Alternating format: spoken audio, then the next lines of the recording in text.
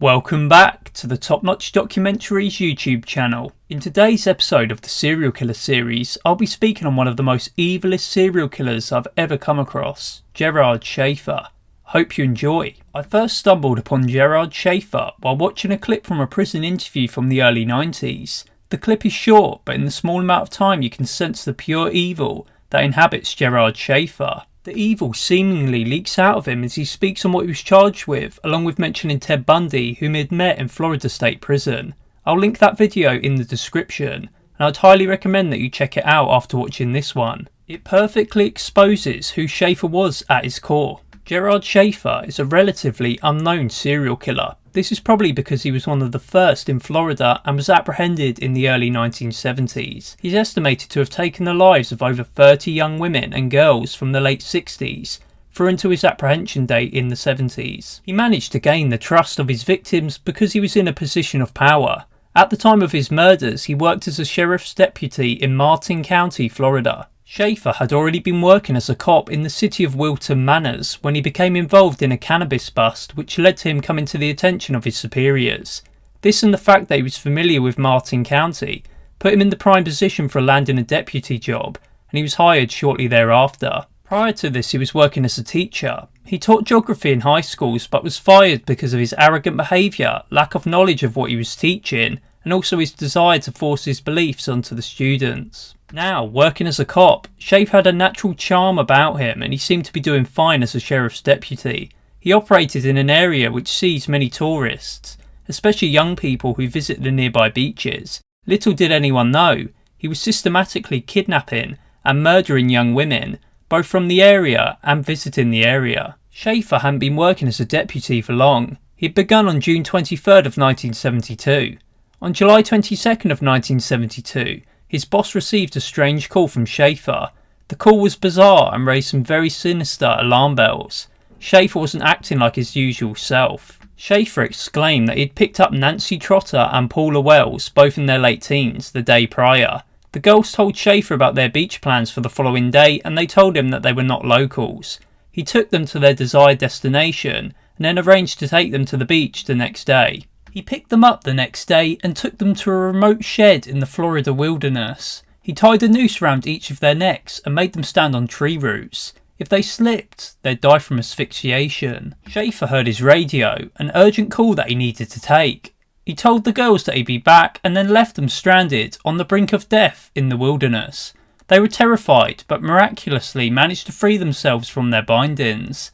They managed to escape and once Schaefer returned, he knew that he was screwed. He raced home and told all of this to his boss, who was amazed by his admission and shocked as to his reasoning for all this having taken place. Schaefer did it because he wanted to teach the girls a life lesson about the dangers of taking lifts from strangers. He was subsequently arrested on charges of false imprisonment and assault. The girls were discovered not long after and gave the real version of events at the local police station. Weeks after his arrest, he posted bail and awaited his trial date. In September of the same year, now without a lifelong career in the police force, Schaefer attended an adult education centre in Fort Lauderdale. It was here that he met teens Susan Place and Georgia Jessup.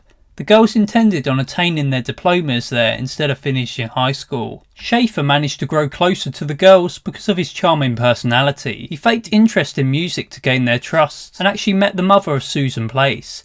Her mother was suspicious of Schaefer, who was using a fake alias. The girls were last seen with Schaefer, heading to a beach to play guitar. This was at 8:45 on the 27th. When they were reported missing, all leads went nowhere. The man wasn't identified and his vehicle registration, which had actually been written down, was linked to a man who had a solid alibi at the time. The case went cold. It wouldn't be until April of 1973 that the girls' bodies would be located. The skeletal remains showed signs of torture and grim fates. The crime scene mirrored Schaefer's attempted murder scene. Both victims had been restrained in a similar way, and everything about the scene pointed to Schaefer's MO. Schaefer was in jail by this point, serving a 1-year sentence for aggravated assault. The other charge had since been dropped. He had been in the St. Lucie County Jail since January the 15th of 1973. At the double murder crime scene, investigators found that the initials GJ had been carved into one of the tree trunks. Schaefer was ultimately connected to the girls' murders because of this and other evidence, the most damaging being testimony from Susan Place's mother. Schaefer was the last person to have been seen with the girls, and a search warrant for Schaefer's house was authorised, as more evidence was likely to further verify Schaefer as being the murderer. Police weren't ready for what they found. Schaefer had written very disturbing stories involving kidnapping, humiliation of women and murder by hanging. The writings evidently led to Schaefer being connected to more murders of young women. He was essentially explaining how he went about committing his crimes. Photographs of Schaefer in women's clothing reenacting his murders were also uncovered. This was a sick individual with deviant tendencies. Items including jewellery and IDs were found in a gold jewellery box, and these helped to link unsolved disappearance to Schaefer. Some of these young women had been missing since the 1960s, and a few even went missing right before he was locked up. On October the 4th of 1973, Schaefer was given multiple life sentences and sent to Florida State Prison.